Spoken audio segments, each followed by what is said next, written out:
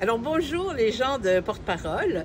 Le projet consiste à créer un théâtre documentaire portant sur le théâtre communautaire qui lui-même porte sur la proche-aidance.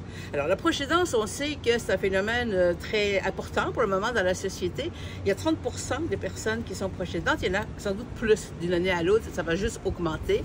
Les personnes proches-aidantes c'est reconnu, elles sont épuisées, elles sont isolées, c'est vraiment une situation très difficile, mais on reste et on est personne proche-aidante parce que dans le fond, c'est l'amour, quoi. C'est l'amour de l'autre qui fait qu'on agit puis qu'on est toujours présente. Mais c'est pas juste non plus l'amour, il est en fait, on peut pas se le cacher que la proche-aidance, c'est une conséquence de la décrépitude du système de santé. Ça, on se le cache pas.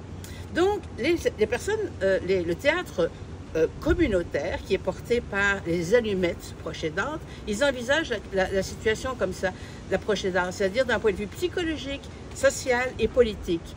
Il l'aborde de manière complexe parce que c'est une situation complexe. Mais ça a beau être complexe, il l'aborde quand même avec joie, avec un certain humour et une certaine poésie. Il ne faut pas que je sois trop lourd, parce que comme le sujet est lourd, ben, on veut que le traitement soit quand même relativement léger pour que la pilule passe.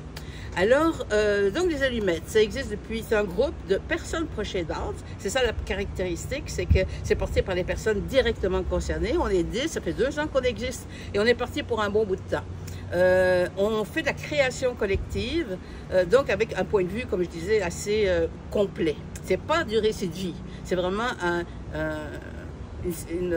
témoignage de ce qu'on vit collectivement. Alors, l'intérêt pour le théâtre documentaire, c'est de créer un pont, en fait, entre le théâtre documentaire et le théâtre communautaire. Donc, les acteurs, les artistes professionnels vont se pencher sur ce que font les artistes citoyens. Ça permettrait aussi de briser 3 types d'isolement. Le premier isolement, c'est le théâtre communautaire, qui est quand même une pratique marginale, isolée. Aussi la proche-aidance, qui est un phénomène d'isolement. D'ailleurs, nous autres, on s'appelle les fantômes c'est pas nous autres, mais on se nomme souvent comme ça, comme les fantômes du système de santé. Et la troisième invisibilité, ce serait l'invisibilité des femmes. Parce que c'est beaucoup les femmes qui portent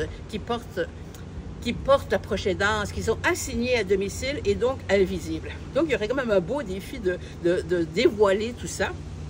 Finalement, ce que ça permettrait aussi, c'est évidemment de mettre le regard sur une situation actuelle, complexe, mais des problèmes de société, on sait qu'il y en a une multitude.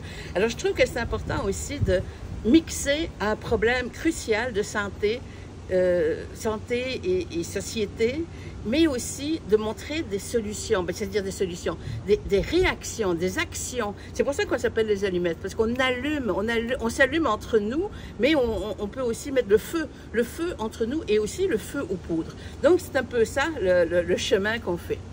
Voilà, je m'appelle Dominique Malakoff, je suis artiste communautaire depuis 35 ans, je suis proche-aidante depuis 5 ans.